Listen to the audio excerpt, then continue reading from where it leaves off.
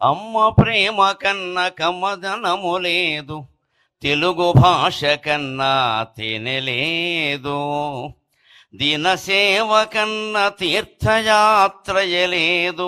దైవభక్తి కన్నా ధనము లేదు. మండలి వెంకటకృష్ణారావు గారి శత జయంతి అంటే ఒక గాంధేయవాదానికి జరుగుతున్న శత జయంతి, సహస్ర జయంతి, ఒక నిరాడంబర జీవనానికి జరుగుతున్నటువంటి సత్కారం. ఆదర్శాలని ఆరాధించడం కాకుండా ఆచరించినటువంటి సిద్ధాంతానికి జరుగుతున్న సత్కారం.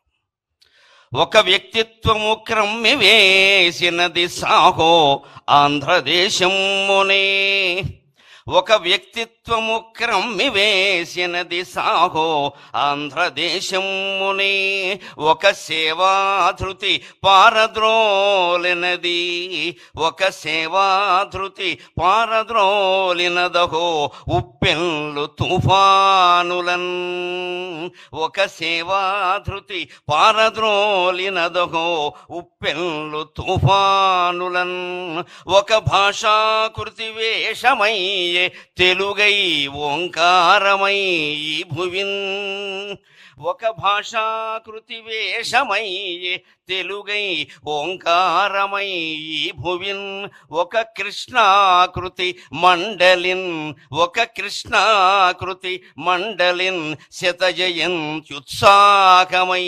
దీపిలన్. భూమండలాన్ని వసుధ అంటారు తెలుగులో. వసుధ అంటే వసువుల్ని ధరించింది అని అర్థం. వసువులు అంటే బంగారం, వెండి, నవరత్నాలన్నీ వస్తాయి. ఈ వసుధలో చాలా ముఖ్యమైన అక్షరం ఇది. వా తీసేసినా సుధా ఉంటుంది, నష్టం లేదు. ధా తీసేసినా వసు ఉంటుంది, బంగారం అని అర్థం, నష్టం లేదు. కానీ వసుధలో ఏం తీయకూడదు అంటే సు అనేది తీయకూడదు. వసుధలో సు తీస్తే వధ మిగులుతుంది. అస్సు అంటే మంచి, ఆ మంచితనం మూర్తీభవించిన సు అనేటువంటి వర్ణము సువర్ణమే మండలి వెంకటకృష్ణారావు గారు. అవనిలో ఉండే మంచితనం అంతా గడ్డ కట్టి ఆయన అవనిగడ్డలో పుట్టాడు. ఆ అవనిగడ్డకి తుఫాను వచ్చినప్పుడు, సునామీ వచ్చినప్పుడు, ఉప్పెన్లు కమ్మేసినప్పుడు పంచె పైకి అడ్డం కట్టి లేచి రైతులందరినీ పిలిచి శవాలు సైతం మోసి అనాథలకి అన్నం పెట్టి ఆదరించి తాను ఒక శాసనసభ్యుడుగా తనని అంతకుముందే ఏకగ్రీవంగా ఎన్నుకున్నటువంటి ప్రజలకి ఒక ఎమ్మెల్యే ఎంత చేయగలడో అంతకు 10 రెట్లు చేసినటువంటి మహానుభావుడే.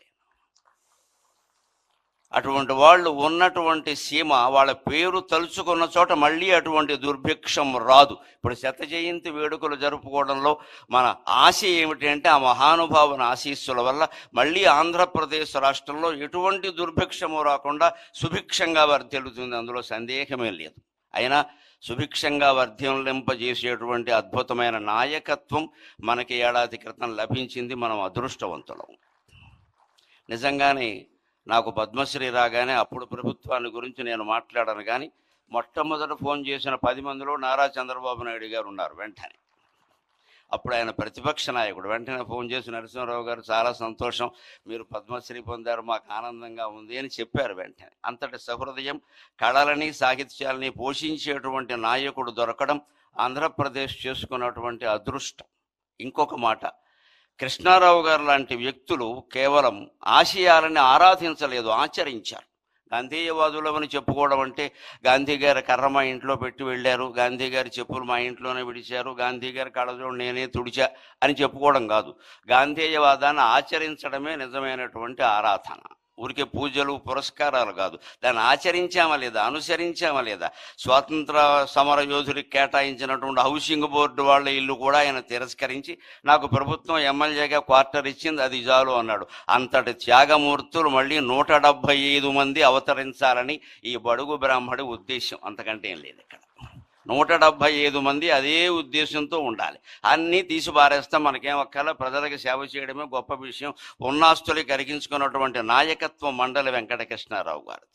ఇది ఎక్కడి నుంచి వచ్చింది అంటే మన సంస్కృతి అటువంటిది. న కర్మణ న ధనేన అంటారు, న కర్మణ న ప్రజయా న ధనేన త్యాగేనైకే అమృతత్వమానసు.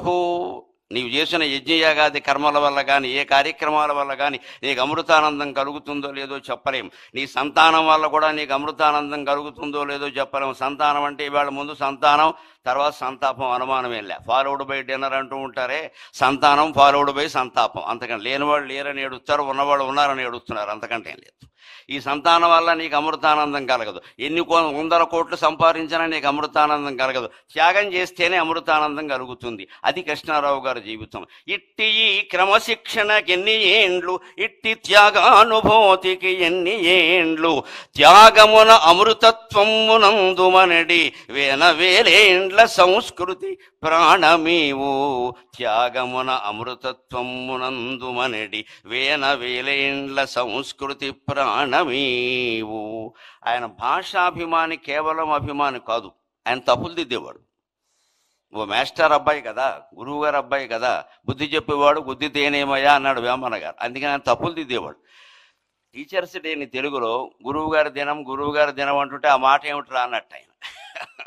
ఎందుకంటే దినం అనే మాట తెలుగులో ఎక్కడ వాడతారో అందరికీ తెలుసు. అందుకని ఎన్టీ రామారావు కూడా శ్రీకృష్ణ విజయంలో గొప్ప డైలాగ్ పెట్టించాడు ఆయన కావాలనే. ఆ దినమునకు మీరు రావాలను అంటే వెనగానే రామారావు గారు కృష్ణుడి వేషంలో ఉండి తద్దినంబునకే రాగలము అంటాడు. అంటే నీకు తద్దినం పెడతానని అర్థం. అది అందులో విలన వేషం వేసిన రాక్షసుడికి తద్దినం పెడతానని, తద్దినంబునకే రాగలనని రాయవయ్యా, రెండు అర్థాలు వస్తాయన్నాడు. భాషాభిమాని, భాషా పండితుడు కదా రామారావు గారు అంటే. అలాగే ఈయన కూడా అదే. కాబట్టి గురువు గారి దినం అంటే ఏమిటది? గురు పూజా మహోత్సవం అని మొట్టమొదట మార్చిన వాడు మండల వెంకట కృష్ణారావు గారు. భాషలో అటువంటి దోషాలు సరిచేయాలి మనం. మదర్స్ డే, ఫాదర్స్ డే కానీ తల్లి దినం, తండ్రి దినం అనకూడదు. మనకి దినాలు పెట్టే అలవాట్లేదు. ప్రతిరోజు తల్లిని గౌరవిస్తాం, ప్రతిరోజు తండ్రిని గౌరవిస్తాం. మనకి డేస్ జరుపుకోవడం మానేసి వాళ్ళ పుట్టినరోజు నాడు వాళ్ళ దగ్గర కూర్చుని పారసేవ చేస్తే అది మాతృభాషా దినోత్సవం, మాతృదేవీ దినోత్సవం కూడా అవుతుంది. అటువంటి ఆదర్శాలన్నీ మనం స్వీకరిద్దాం. ఇవాళ మండలి బుద్ధప్రసాద్ గారు కూడా తండ్రికి ముమ్మూర్తుల 100కి 100 పాళ్ళు ప్రతిరూపమైనటువంటి వ్యక్తి. వ్యాసభారతంలో అటువంటి వ్యక్తుల గురించి ఒక మాట చెప్తారు. అంగాద్ సంభవసి ఆత్మావై పుత్ర నామాసి, అంగాద్ సంభవసి ఆత్మావై పుత్ర నామాసి. నా యొక్క ప్రత్యంగము రూపుదాల్చి నువ్వు పుట్టావయ్యా అంటాడు తండ్రి కొడుకుతో వేదంలో. అలాగే కృష్ణారావు గారి యొక్క ఆత్మ, బుద్ధి, మనస్సు, దేహం సర్వావయవాలు రూపుదాల్చి పుట్టినటువంటి వ్యక్తి బుద్ధప్రసాద్ గారు.